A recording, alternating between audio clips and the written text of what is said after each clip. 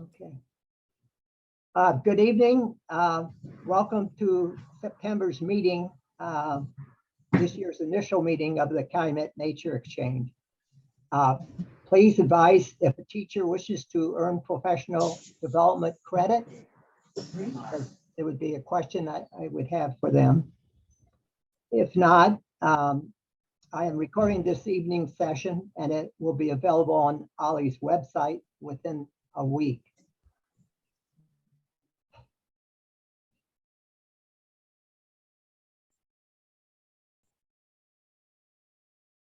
Every time I'm going to have to stop once in a while to bring people in. The agenda calls for self-introductions, followed by tonight's speaker, Dr. Phil Willink, president of Ollie, and a question and answer session follows.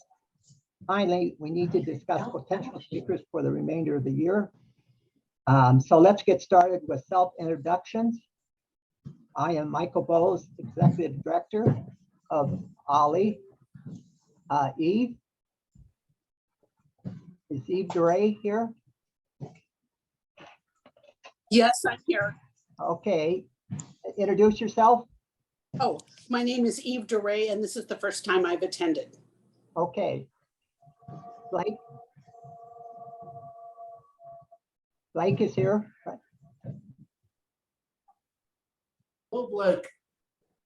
Okay. Dick Lanyon?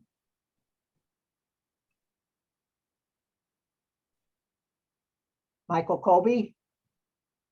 I'm here, retired science teacher, longtime resident of the Robertsdale area, grew up in George Lake back in the 40s and 50s, and I could tell you all kinds of stories.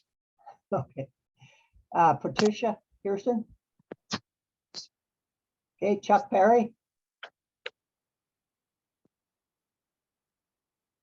I'm here. Okay, Joy?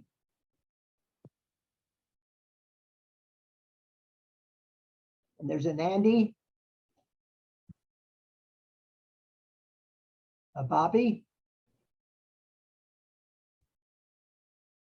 And I think that, Here. all right, Bobby, thank you.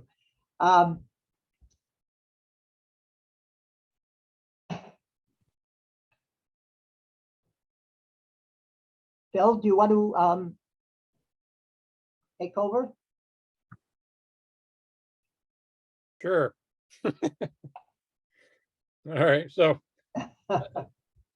tonight's topic is mud puppies, one of the kind of unique features or critters that happens to live in Wolf Lake and happens to be really abundant there.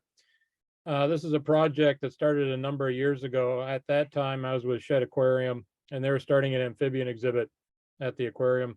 They wanted to tie in some local research, so I started up this mud puppy project in Wolf Lake, and it was really a joint project between Shed Aquarium and Southern Illinois University. And it started with a master's student, and she came up here and did a bunch of research, and after 2 or 3 years earned her master's. But it was such a success that we kept moving forward and got a PhD student out of Southern Illinois University, and he did research in Wolf Lake for a number of years, and right now is in the process of wrapping up his dissertation. He's written it and is getting feedback, and he's hoping to graduate maybe this December if all goes well. Now, and it really would have been better for this PhD student, his name is Jared, to give the presentation, but it so happens we have a tape of a presentation he gave last fall. So I'm going to try to play that for everybody here. It's on YouTube. I've never played a YouTube video via Zoom, so we'll see how all of this goes. It's going to be a little bit of an experiment. And if it doesn't work, I do have a mud puppy presentation that I can try to pull up as well. Now, can I share my screen, Michael? Yes, you can. You've allowed me to do that. Okay, I'm going to hit that now.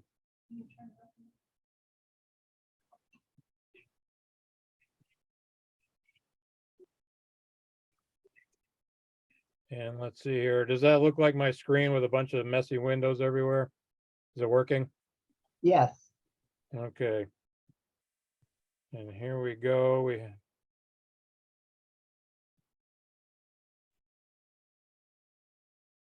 And you're going to have to comment about the sound. Tell me if it's too loud or not loud enough. And so down in the corner, this is Jared. It's about 20 minutes and then a few minutes of questions.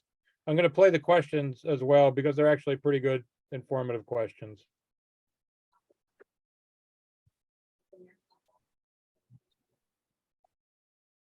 All right, hi everyone. Thanks for inviting me, Michael. Always good to come up and talk to you guys about this research. So I'm Jared. I'm a PhD candidate at Southern Illinois University, working on finishing up my dissertation. And this is a little bit of the research we've been doing at Wolf Lake since, I guess, Alicia Beatty was on the project in 2014, but pretty much for about 7 years. So just a quick talk summary, just an overall threats to freshwater organisms, mud puppy ecology, cool water adaptations, our sampling techniques, our results, and then why mud puppies are important to Wolf Lake. So just overall, we're seeing freshwater declines due to pollution, habitat loss, invasive species, disease such as chytrid and rotavirus, overexploitation, and climate change. And if you look over here on the right, we're seeing about a 39% decline in terrestrial species, 39% in ocean sea species, but we're seeing like a 76% decline in these freshwater species. So freshwater species are declining much more rapidly than terrestrial or marine species.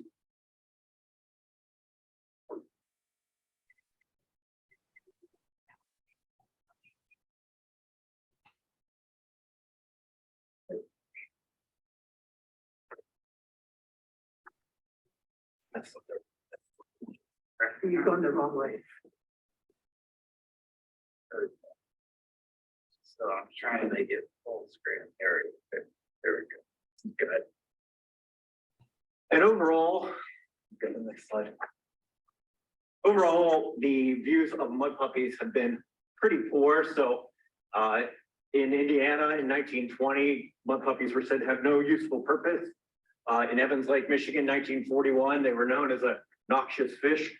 Go next. And this is from 1921. They cannot be exterminated. They're object to be avoided, a rather stupid, harmless aquatic salamander. So all these historical views have led to people catching mud puppies while ice fishing, in particular, throwing them on the ice to die or crushing their heads and killing them because they thought they were, as those previous slides said, a noxious species. They thought they would harm game fish species, things like that. But overall, they're actually pretty good for the environment. So if you don't know anything about mud puppies, they're large, fully aquatic salamanders, and they have these red gills that they retain throughout their life. So most salamanders have a aquatic stage where their eggs are in the water and then they end up leaving and being terrestrial for at least some of their life. Mud puppies stay in the water their entire lives. They're mostly nocturnal, so they feed and move around at night. During the day, they're found under cover, whether it be rocks, logs, or in vegetation, things like that. And what's kind of interesting is that they're encountered when it's colder. So most ectotherms, most cold-blooded animals you expect to see in the summer or the warmer months, but mud puppies seem to have this reverse trend in their habits. So yeah, as I said, we encounter them in the cold times of the year. So here's some examples of sampling in the winter, drilling holes in the ice, setting mud puppy or minnow traps through the ice and catching them when it's very cold out. So yeah, some other ectotherms that do this, you can see spotted salamanders traveling to breeding ponds over snow, of wood frogs that essentially breathe and still survive. Burbot, another cold water species, and of course mud puppies. Again, we're catching them in the colder times of the year, which is very weird for cold-blooded ectotherms. So historically, mud puppies were pretty well through the state of Illinois and Indiana. Now mostly only found in certain areas due to all the agriculture, sedimentation, things like that. But they're found in Wolf Lake, which is pretty interesting, being in urban habitat, highly disturbed, developed, but they're here. So again, Wolf Lake, I'm sure you're all familiar, located between Chicago and Hammond. The urban habitat, it was dredged in the 1950s for the construction of I-90, which put these dikes in there to get supplies in and out. There's polychlorinated biphenyls present in the sediment, and there's invasive species in the lake, such as round gobies, zebra mussels, and rusty crayfish. So, back one more, forward one more. So, so for sampling, we did rock flipping in open water for juveniles. So when it wasn't covered in ice, or sometimes we would break ice to rock flip. So that would mostly catch juvenile mud puppies. We used baited minnow traps for adults, baiting them with fathead minnows, crushed and alive. We took sex length weights, gastric lavage, which is putting a tube down into their esophagus, pumping water in, and they essentially burp up whatever's in their stomachs. We're able to analyze what they're eating. And then, as Anthony said, we pit tag them.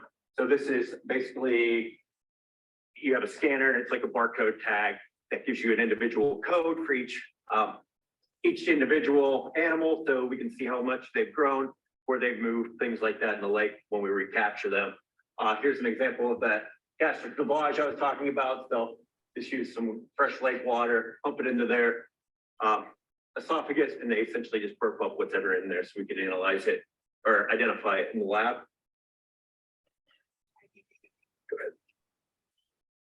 So our study questions overall were, what do mud puppies eat? Are there size differences in what they're eating based on how big they are? Where are we finding mud puppies and capture biases? So I said we catch smaller ones when we're rock flipping and larger ones in traps. And then overall, why are we encountering mud puppies more when temperatures are colder? And I use encounter because, as I said, ice fishermen will catch them as they're jigging on the bottom in the winter time. So I don't know. I've always thought that, I don't know if it's just the way that you ice fish in one spot and kind of just on the bottom. So that may be a reason, or are they essentially just more active when it's colder? So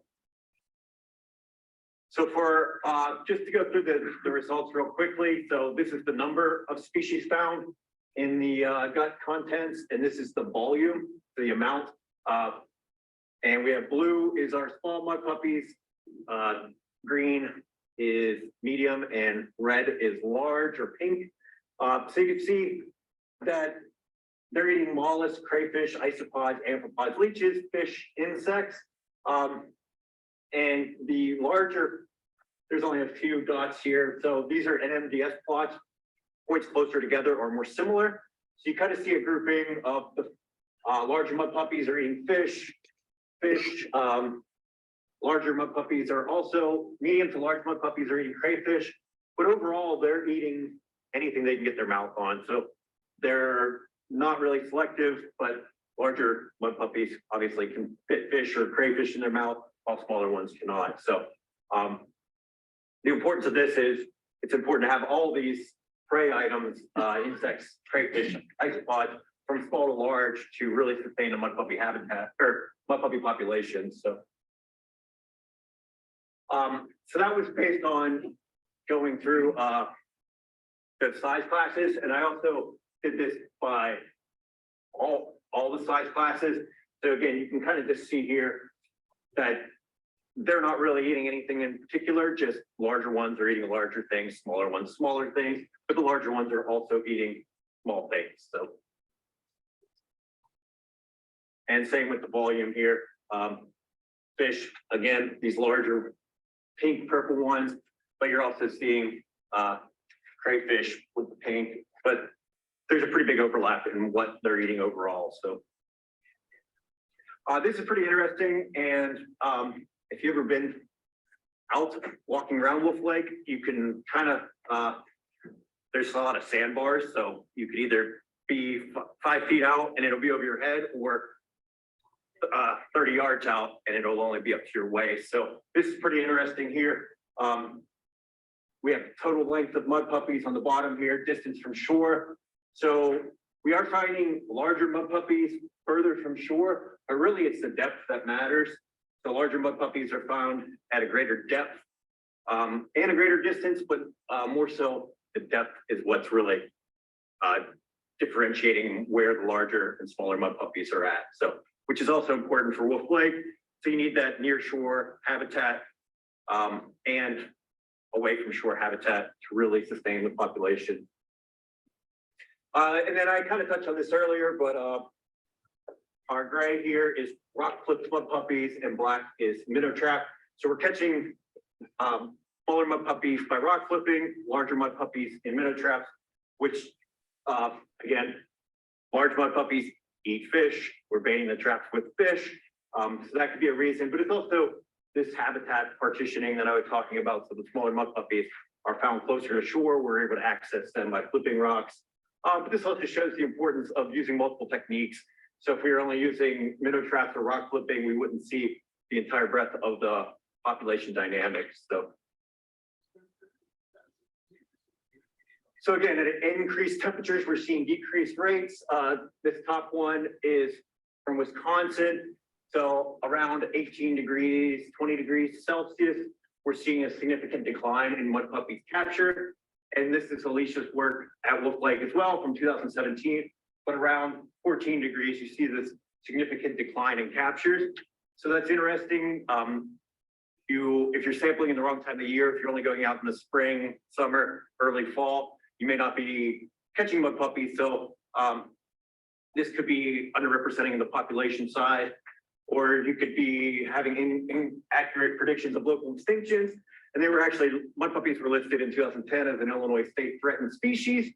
So that's why it's important to study them at Wolf Lake. It's important to have this habitat at Wolf Lake where we know we can catch them and maybe apply these techniques in the future in other locations. So what we did, anyone remembers 2017, February, when Chicago had an 80-degree day.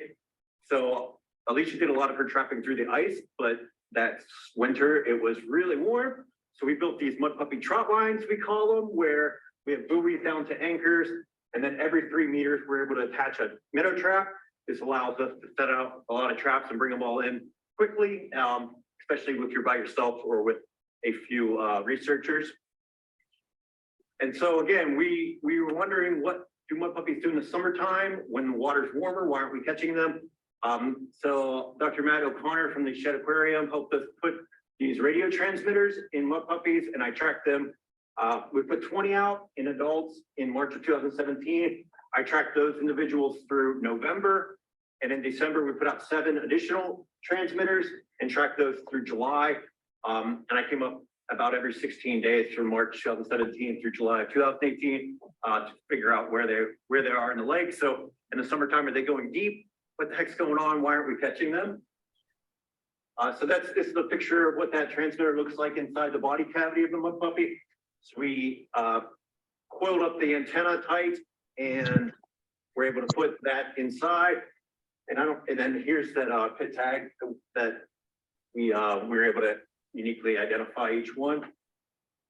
So just real quick on our movements. So we thought maybe, they're going deep in the summertime, or essentially they don't move much. So like the blue triangle is the initial location and the red square is the final location, north, south, east, west. And you can see if they did move a lot, they kind of stayed in the same spot. This one hardly moved at all. And you can look at some of these distances here. So this one didn't move more than 10 meters between these tracking events. So again, you kind of see that with all these.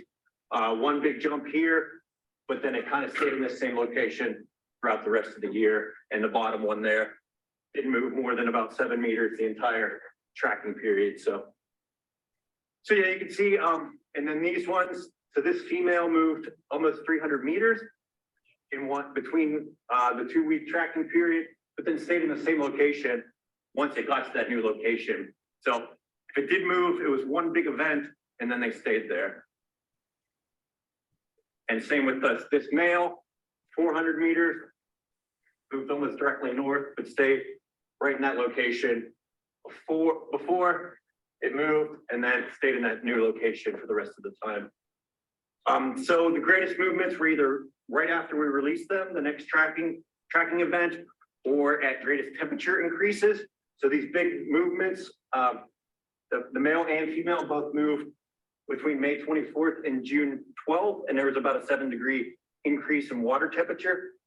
So why did they move? I'm not really sure, but we didn't see a difference between the furthest or the movements of males and females. They moved about 17 meters and 11 meters between these tracking events. So there's an example. If you never seen radio telemetry, it's just basically like TV rabbit ears. You go out and it's basically hot or cold. So if you're pointed at the animal or close to the animal, you get a louder beep than if you're further away or not facing it. So,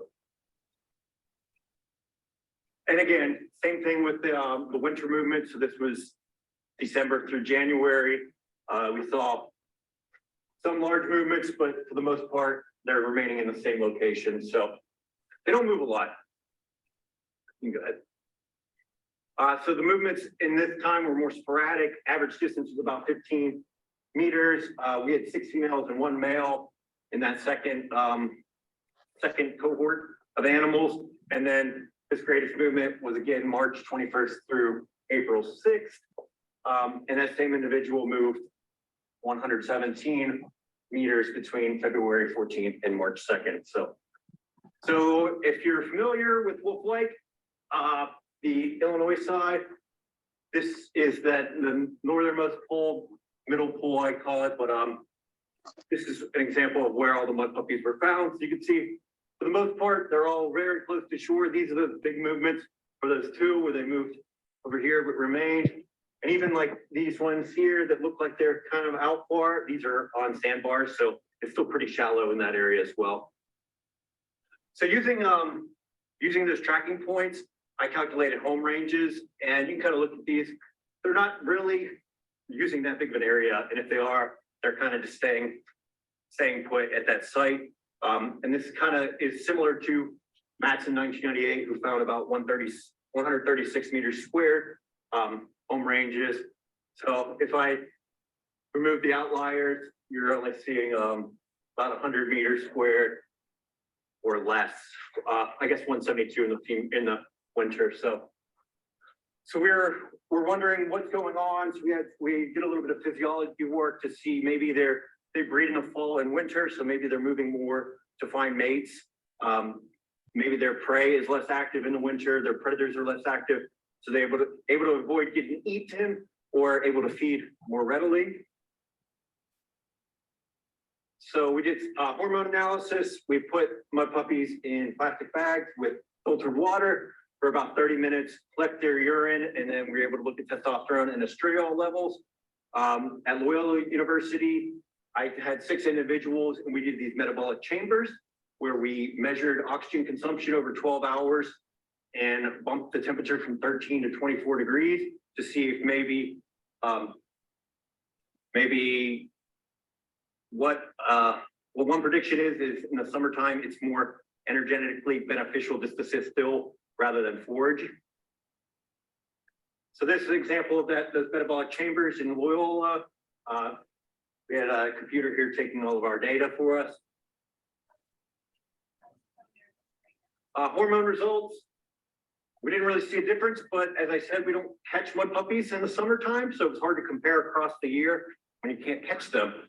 So overall, I only caught 39 males in my study. Most of those were caught in fall, winter, and spring. And then our metabolism results, we saw a bit of a jump in oxygen consumption around 15 degrees, but overall, we likely didn't do enough of a breath of temperature to really see what's going on there. So the temperature range in Wolf Lake was about 3 to 30 degrees C. We didn't really hit that high range, the high range there, so we may have missed out on that. Breeding dynamics, again, for hormone analysis, they breed in the fall, that's when we can catch them, but we can't catch them as often in the summer. And then the metabolic response might have just been an acute response. So like over 12 hours, it was just a quick bump there. Future thoughts, we could set temperature points, increase our sample size, and really think about what the effects of climate change. So overall, a warming environment, how is that going to affect mud puppies? And then why is this important for Wolf Lake? So if you've been out there, a lot of concrete slabs and things like that. So we may have artificially created a great mud puppy habitat, and they're very abundant. And this is kind of just a schematic of what their normal habitat would look like. So those big slabs of concrete may be artificially great habitat for mud puppies. And again, as I stated, they're a state threatened species, but we have them here in Wolf Lake, which is very interesting. And I know Michael has talked about doing a Save the Mud Puppy campaign and things like that, just to raise awareness and things like that. But here's some of the collaborators. The Shed Aquarium funded the project, and the rest of those have helped out along the way. So I don't want to take up too much time, but I can field any questions on that. Jared, Yep. on the mud puppies, when they're mating and they're ready to drop, do they go to a different area, have their babies, and then they return? So males seem to do that. Females will nest guard, so they'll stay with the eggs and the young. Okay. But the males will not. So and I never saw any eggs in Wolf Lake, but it's just a few meters usually down where they are. Once they hatch, do they go to where their parents are, and that becomes their place of life? I'm not sure exactly if they, stay with the parents or anything like that, but I know, as I said before, so the smaller ones are definitely found near shore. When we go rock flipping, like you're definitely finding the smaller ones near shore, and that might be where their prey is, smaller insects, amphipods and things. But typically the larger adults are going to be out deeper. So I did some snorkeling in Wolf Lake and caught some over chest weight or depth, some larger ones, but for the most part, we're catching small ones by rock flipping. So, yep. Jared, could you say something about their part of the ecosystem? So what's really important about them is one, they'll clean up a lot of like dead, dying fish or things like that off the bottom. They eat a lot of decaying material, things like that. So it's important. Fish will eat them, they'll eat fish, but overall, they're just a beneficial part of the ecosystem, cleaning up the bottom and things like that. So, and they're typically an indicator of clean water. So even though Wolf Lake has some contaminated sediments and things like that, the overall water quality seems to be pretty good. So, Can you tell from analyzing the stomach contents, did they eat invasive species? they do. We have found zebra mussels, rusty crayfish, and gobies in their stomachs. Yeah. After the abundance of the population size of mud puppies in Wolf Lake. So we have tagged over close to 300 individuals between Alicia and myself. And so that was over a 5-year period. But if you're familiar with one of our baby sites is like over by the flagpole we've caught a lot, just near the visitor center there. And Alicia had caught one 3 years prior in the same spot, and I didn't, trapping in the same location, it showed up 3 years later. So one, we know they're there, but we're setting traps in the same location and not catching them for 3 years. So it's kind of like, what is the actual population? Because it could be much higher, because it's hard to catch sometimes. So, but yeah, we've tagged around 300 individuals there. So You don't know if there are 10,000 mud puppies in Wolf Lake? no, and a lot, 100,000 million. could be, but it's also an access issue. So setting 80 traps at a time, it's a lot easier to trap when you can get the truck up there close rather than. So I didn't sample like on the railroad side and things like that. We didn't sample the Indiana side, just the Illinois side. So.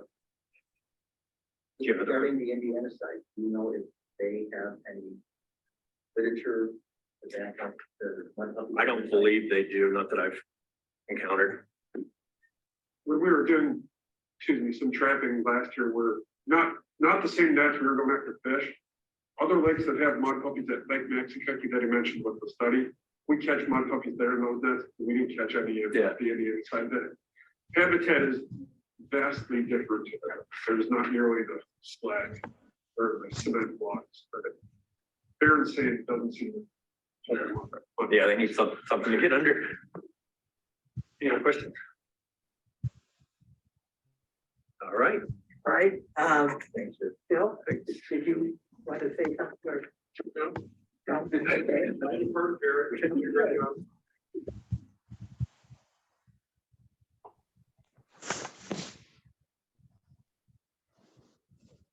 Okay, so I'm back.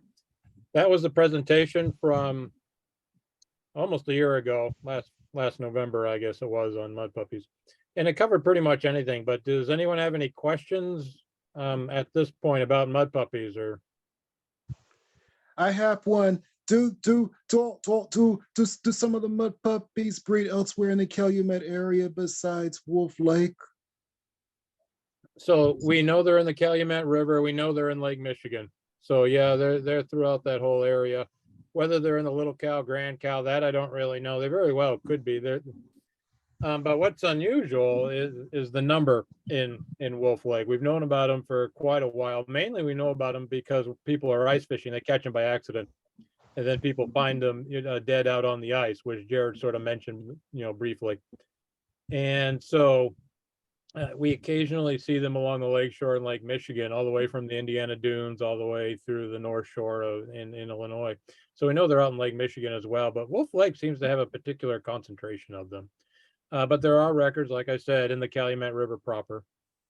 They're around, just not in huge numbers, and they're very cryptic, and they come out in the winter and not in the summer. So that's a very difficult time to catch them. Why do the mud puppies like Wolf Lake so much? Is it because of the habitat structure or things of that nature? So we don't really know the answer to that, but I think you're right. I think it is habitat structure is a big part of it. It seems to be ideal for them with ironically, the slag and all the other stuff we've dumped in there has provided habitat. What mud puppies really like, if you were to go back a few hundred years, they like those limestone outcrops where parts of it sort of erode away and it makes all these little crevices, and then they just go right into those crevices. So certain streams around here, like Hickory Creek and parts of the Kankakee and places that have a lot of these outcrops and a lot of these limestone rocks, and then that are partially eroded, so they have these holes in them, are sort of traditional mud puppy hotspots as well. And we sort of artificially and by accident created the similar habitat in Wolf Lake by putting the slag and all the other stuff in there when all the levees were constructed so that the lake could be dredged out. Now they're probably always there. They don't have to live under rocks all the time. They can live out over sand and mud and places like that, but they do tend to like to hide in rocks. That's where the females always breed. And have you monitored the female population and their birth? So we've monitored the males and the females. So one thing that maybe he didn't make entirely clear is that whenever a mud puppy was captured, there's a whole series of standard measurements that were taken: their length, their weight, whether they were male or female, and then they were marked with those little pit tags. So the same thing that people put into their dogs and cats, we put those same types of markers in the mud puppies if they're large enough. A really tiny mud puppies, you can't do it, but the bigger ones you can definitely do it. They were also swabbed for disease, something called chytrid, and they didn't really have that. But if you heard of that, we looked into that as well. And then we looked to see what they were eating. Have you collected the babies in order to preserve the mud puppy population and reintroduce them into other areas, not just the Calumet, but other places, both in Illinois and Indiana? We have not done that. It would be a little tricky in Illinois because they're listed as threatened. So you'd have to go through the state and get all kinds of permits and stuff to do those types of things. And part of the problem when you're doing reintroductions is where you're putting them, you kind of have to demonstrate that they're not already there. which means you have to do a lot of work to show that they're not already there. And these are so hard to find, that's even harder to demonstrate. So this is sort of a tricky part, species to move around and do these types of things. And we kind of know that they are around, but in low numbers here and there. So that makes it, that so reintroductions is not necessarily the priority. What typically is a priority in these situations is to try to enhance the conditions so that the population can rebound that is already there, as opposed to moving them around. I understand. I'm an artist of Project Onward and always do wildlife work. And could I have your contact info and stuff so I can reach you to get some ideas to help mud puppies have a future, not only in the Calumet, but both here in Illinois and Indiana? Yeah, no, I'll put my email in the chat in a little bit when I'm done talking and somebody else is talking. So that's fine. You can probably find me, or you can find me through Michael or whoever. I'm out there. Yeah. So yeah, Okay. yeah, I'll get it to you. Okay, Walter has a question. Yeah, I do. I have a two-part question for Philip. When was mud puppy officially added to the Illinois threatened list? Was that been for a long time or just recently? Yeah, I'm not gonna, don't quote me on the date, but it was like in the 80s, I think. Okay, so it's been on there. It's been a while. Decades, yeah. Okay, number two is the Save the Mud Puppy campaign. Is that simply a public awareness campaign because this is a threatened species, or has an actual decline at Wolf Lake been demonstrated by the research that's been done in the last few years? Yeah, we haven't demonstrated a decline necessarily. The numbers, as far as we can tell, are pretty stable. Now, Jared did mention that it's, someone in the audience asked about a population estimate within Wolf Lake. And in order to, the typical way to do that is you mark a certain number that you capture, you release them, and then you try to capture them again, and then you can do a bunch of statistics, and that gives you an estimate.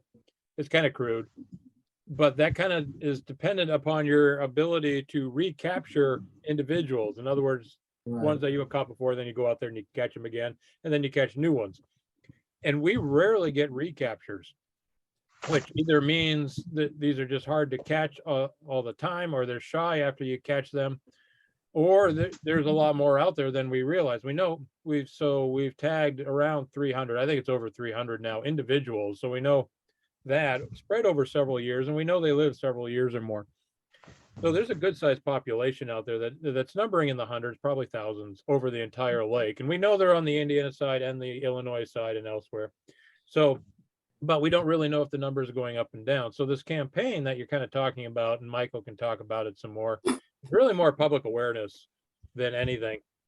Because this program, well, one of the ways that we knew that mud puppies were there is someone named Alan Resitar, who some of you probably know, walked around on the Indiana side of Wolf Lake when it was covered with ice and kept finding dead mud puppies on the ice because people were fishing and catching them, thought they were noxious, thought they were competing with the perch or whatever, or bass, whatever they were fishing for, and would leave them out on the ice to die. And he would pick them up and bring them to the field museum and voucher them. So we've known for a while that mud puppies were there, but it wasn't really until this project that we had any idea how many, exactly where they were, or anything about their ecology. And this project, you know, is really only over the past several years. So, you know, we knew they were there. People would go and find them from time to time. But I mean, most people that fish in Wolf Lake have never seen a mud puppy. And so they're quite stunned that they're even there. Part of that is because, you know, people fish in the summer and the mud puppies just sort of hunker down in the summer. We don't really see them. But if you go fishing in the winter, you're much more likely to come across them. Another thing about the population, since you only sampled on the Illinois shoreline, mainly in the certain areas of the Illinois shoreline, there's a lot of places that simply were not sampled, so that you can kind of extrapolate there's probably more mud puppies in some of those other areas as well. And very interesting, honest to God, I've lived in this area for my whole life, and I recall people mentioning mud puppies 50 years ago, and I don't see them anymore. And I wondered if they were still there, and by golly, they surely are. You know, so by word of mouth, what I hear is very similar to what you just told us. People that were fishing there decades ago remember seeing them from time to time, whereas people fishing now rarely seem to see them, which sort of makes an indication that the population's going down. But I don't. That's very tenuous, obviously. And you know, you can't believe fishermen; they're all liars. I'm a fisherman, so I will admit that as well. But you know, so take it for what it's worth. So maybe the numbers are going down slightly because people in the past did seem to know a little bit more, or at least knew they were there, as opposed to today, where a lot of people don't even realize they're there. I have a question about that, because if it's so hard to figure out how many there are, how did they get to be endangered? So we know, and now we're not going to look at just Wolf Lake, but in Illinois, we'll look over the entire state. About 100 years ago, they were actually so abundant that there was a commercial fishery firm out in Lake Michigan. They would set out long lines with a lot of hooks. And yes, they are similar to hellbenders. I saw that chat go right there. I'll read the chat here in a little bit. So there was actually a fishery forum. People would catch these things and they would go into the scientific specimen trade. People would dissect mud puppies kind of the same way they would do frogs and other types of things. So at that time, they were very abundant. And then, like I said, there was a commercial fishery. That is certainly not the case anymore. So that we know statewide numbers have dropped quite a bit. And that caused them to be listed as threatened. Now, we do have two grades in Illinois, threatened and endangered, endangered being the more serious one. They're listed as threatened. So Okay. you know their number has gone down. We are concerned about them, but they haven't quite passed to the endangered status yet. Okay. And you said that they were captured commercially? Yeah, people would go out there and capture them by the hundreds and then sell them to these scientific supply companies. Oh, I see. They weren't like eating them. No, they weren't eating them. No. Oh, okay. Okay. Yeah. I thought this was some delicacy that we're missing out on. No, not that. Oh, I mean, it could be. I don't know that. I don't. Okay. Are they for some reason just more easily found in the winter, or are they more active in the colder weather? I mean, they seem to be more active in the winter. That's definitely the case. And part of the dissertation project of Jared's was to try to figure this out. It was kind of like one of his aspects of it. Unfortunately, he never really got to that. He was looking at some hormones and some physiology. But we still don't really know why they're more active in the winter. Yeah, it would seem kind of counterintuitive for an ectotherm to be more active in cold weather. Oh yeah, no, it's crazy. It makes no sense. The traditional thought is that maybe there's less predators and that maybe it's easier for them to find food. I'm not thoroughly convinced those are the reasons. I don't really know what the reasons are. We also didn't know if they moved between, well, another thought, like in Wolf Lake, we thought that the reason we couldn't find them in the summer is that maybe they were going to the deeper holes and hiding. And that's why we couldn't find them. So in the winter, they're in the shallow waters and they go deep in the summer. But Jared's work with the transmitters totally disproved that. They really didn't move much throughout the entire year. The whole range, and if you looked at what he said, he did everything in meters, and it was about 100 square meters. So that's about 10 meters by 10 or 30 feet. Their entire range is only about 30 feet by 30 feet. So they don't move a lot throughout the entire year, except for every once in a while, some of these individuals go on a long walk for whatever crazy reason. They just seem to hunker down and disappear in the summer. We're still not entirely sure if they burrow into the sediment or if they're just hiding under rocks or exactly where they go, because we rarely find them in the summer. The only time I've ever really come across mud puppies in the summer, and this is more with my Lake Michigan work, is if it's really, really hot and we get massive either fish kills or other things, in which case sometimes you will find mud puppies associated with fish kills. Another time that we kind of find them, once again, this is in Lake Michigan, is sometimes you get botulism outbreaks. There's botulism is in the sediment. It gets into the food chain. And this is the same botulism that can cause food poisoning in people and stuff. But it can happen out in nature, especially when it's really warm and there's other certain conditions. You'll see a lot of fish that live along the bottom die, and we'll find dead mud puppies as well in the summer. So that's about it. I've found dead mud puppies in the summer, but I've rarely found live ones. I want to ask about Phragmites and purple loosestrife and how much an obstacle are to the mud puppies as well as invasive carp and stuff. So the plants, they would not like that habitat.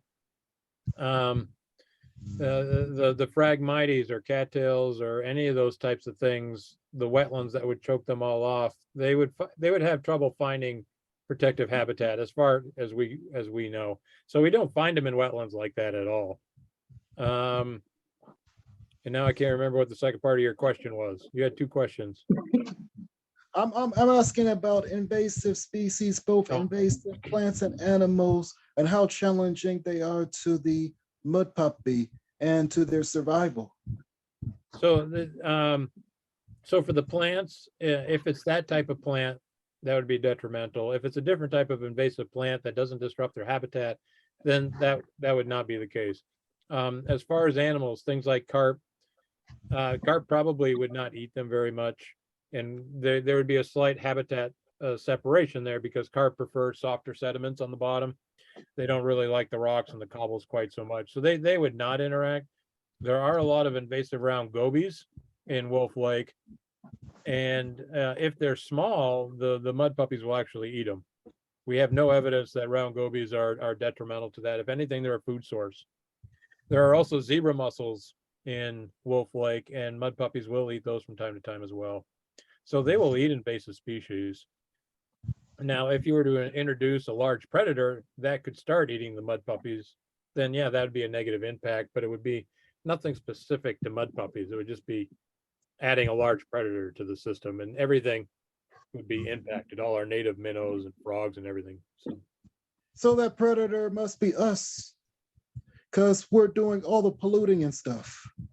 So that's another aspect of that is since they're an amphibian, they do tend to be particularly sensitive to pollution and other environmental degradation. So yeah, it's really a lot of the declines associated, or one of the main reasons for mud puppies declining is typically human related. In rivers and other places, it's usually sedimentation where the bottom becomes covered with silt or flocculent or something soft, and it covers all the rock hiding places that they like and covers all the food that they like. So they basically smothering the environment and smothering the mud puppies. This is what we've seen in a lot of rivers in the Midwest. And it's not just a situation with mud puppies. A lot of things are impacted by sedimentation. But then pollution is another aspect of that, and then just habitat degradation. And this sort of brings up one of the crazy questions as to why do we have so many in Wolf Lake? Because I'm sure all of you are familiar with the history of the Calumet region. Our behavior there has not been stellar from an environmental point of view for many, many years, and yet we still have this sensitive species in Wolf Lake, and it's hanging on. And it's not just wolf mud puppies. There's a lot of other ones there too, which sort of makes the place that much more special. And one of the longer term projects, myself and others, is always trying to figure out why are these sensitive species still in the Calumet region, and how can we sustain them, and what can we do moving forward. And this also ties in that a lot of people, have a bias towards the Calumet region because of the industrial history. But the water quality in Wolf Lake is actually pretty decent. It's not bad at all. And we see that because of all the mud puppies and a lot of the fish that are there. The water's actually really, really good. Now, I'm not going to tell you to go swimming in the North Channel there, up on the north side of the lake. And there's some other spots that you want to be careful of. And then there are certain places that you do not want to dig into the sediments, because then you'll see the history of the region right there.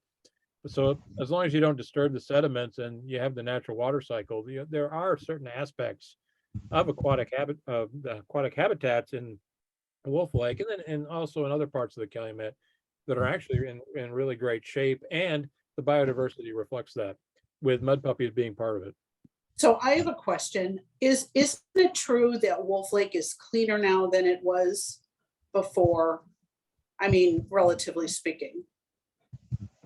I mean, it depends on what before you mean. I mean, go back a couple hundred years, but yeah. Let's say, say 50, let's say 100 years. Let's say 100 years, because you're saying they used to be, so 100 years ago, this place, this whole area was worse polluted than it is now, is what I understand.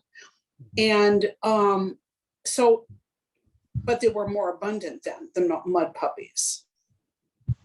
Yeah, so as far as pollution and stuff, I don't have any hard numbers for that. Maybe Michael or someone else can jump in.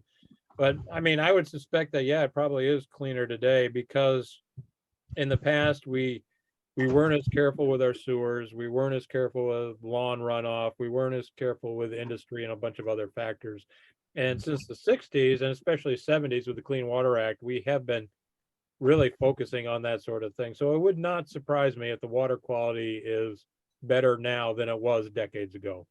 Here again, I mean, there probably are data out there either supporting that or not. I don't have it off the top of my head, but I would suspect that. That's a pretty common trend. That is also consistent with why we tend to see the contamination in the region, in the soils. Soils don't turn over. Once you contaminate a soil, it takes a very long time for nature to clean that up. And usually we have to go in and clean it up. But aquatic systems get flushed out. So that would make sense. Okay. Philip, since the mud puppies are more active in the colder months, obviously when there's ice over the lake and the water that they're swimming in is not at freezing temperature, but is it fair to say that they are able to function with their blood only a few degrees above freezing? I mean, are they, is there a certain, like a threshold? Does it have to be 40 degrees or what? Do you have any numbers on that? I mean, Jared was starting to look into that and then didn't really, as he mentioned, he didn't do the upper level temperatures to really figure out what their tolerance could be or their thermal thresholds, if you will. Yeah, they are perfectly fine with water temperatures in the 30s. I will tell you, I mean, we catch them. So I think Alicia, who's the student that started the project, did it during one of the polar vortex winters. So what was that, 13 or 14, 2013, 14, something like that. I don't remember those years.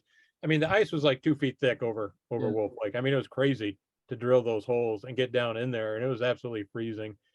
And we would take mud puppies up and they were perfectly fine. I mean, they were, now we had to be careful of them once we took them out into the air because the air was so much colder than the water. So the water, was not freezing, was certainly, just above freezing. But if you were to take them out into the air and the air temperature at that point was like 10 Fahrenheit or whatever, they would turn into an ice cube. So we would have to take them into a truck and do that where it's a little bit warmer and work with them there and then put them back into the lake. No, they were fine. They were totally unfazed.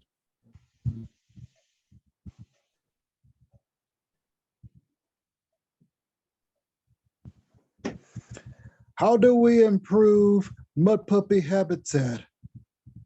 I was wondering what type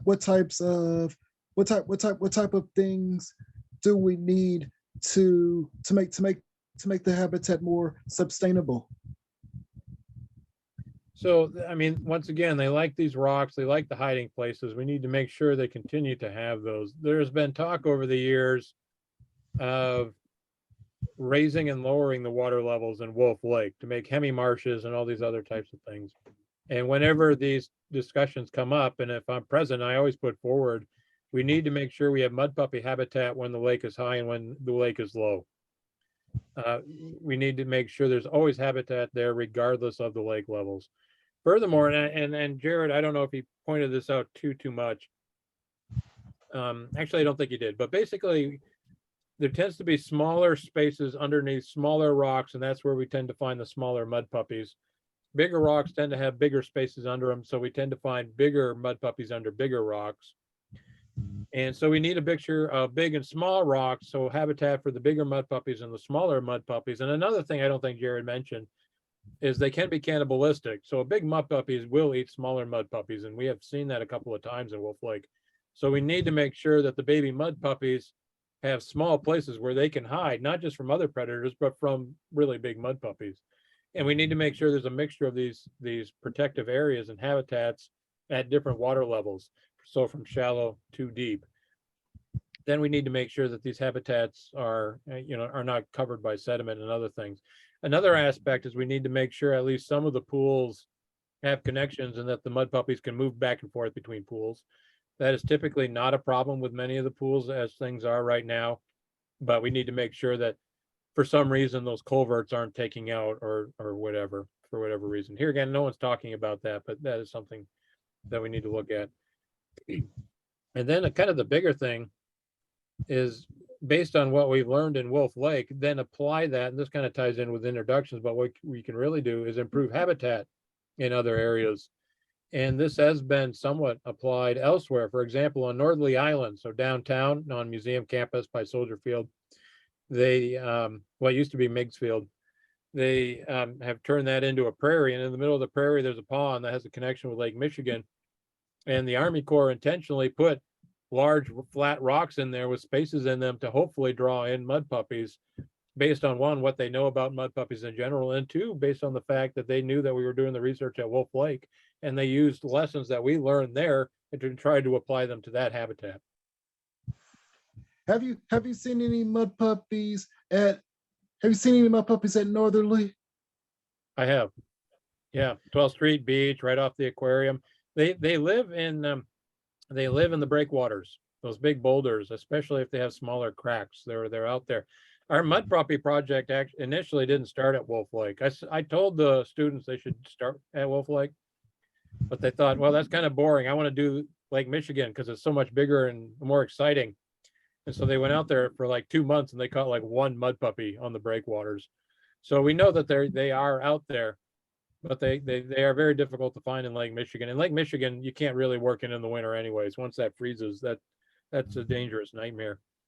And so Wolf Lake being semi-protected and having a large population of mud puppies actually turned out to be perfect for these students. And then it's already, generated 2 degrees or 1 master's thesis and should have a PhD dissertation coming out shortly. So yes, I've seen them in Lake Michigan at Northerly Island. Have you reached out to the folks at the folks from SIU about your efforts on mud puppy conservation? Well, they know about it through the students that have been working there, so they certainly know a lot about it. I haven't, I'm not going to say I've gone out of my way to do it because the students have been doing it, but I know the advisors of the students and we have talked about it. So, what's your relationship with SIU and with herpetology? I don't know too many of them these days. Mostly I'm with the Illinois Natural History Survey. So that's a research branch through the University of Illinois. And so most of what I do is fish stuff and then a little bit with the amphibians. Most of the herpetologists I know are down in Champaign or locally. But I've known some of the ones down at SIU as well, down in Carbondale. But I don't work with them too much.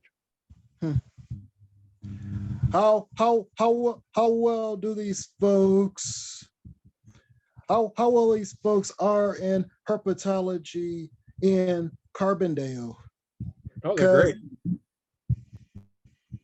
Yeah, no, they're great at it, but they do tend to focus on Southern Illinois, and so that's the reason I don't overlap too much with them, because I tend to be North and Central Illinois. I tend to not do too much in Southern Illinois. Okay, I think we got time for one more question. Or maybe. Hi, Phil. This is Joey Hines. I work out of Lake County Parks Department. I was just really curious to join in on this conversation. They seem really similar to hellbenders.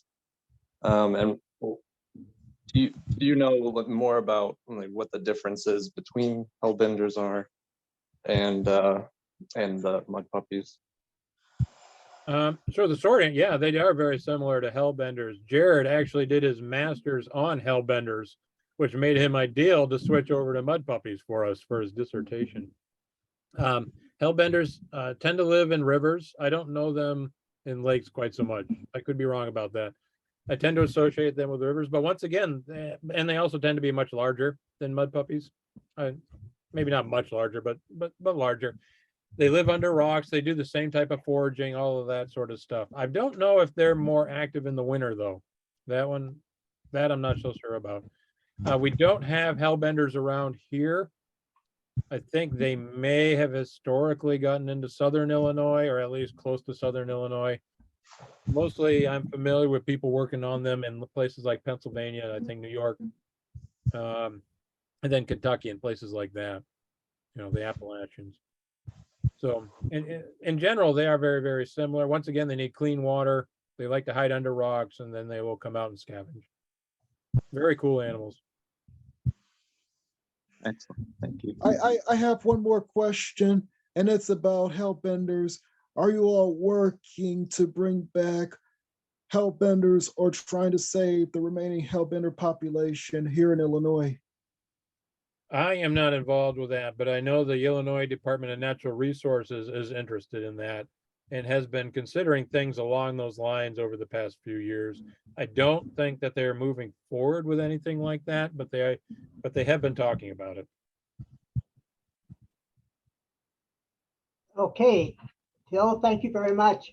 You asked me what the kits were that we're handing out for the Save the Mud Puppy campaign. Initially, we've been distributing them to public libraries and eventually we want to get into more of the school libraries and maybe some of the and then wherever we can get them out. But we've been distributing this to can everybody see these? See this? Yeah.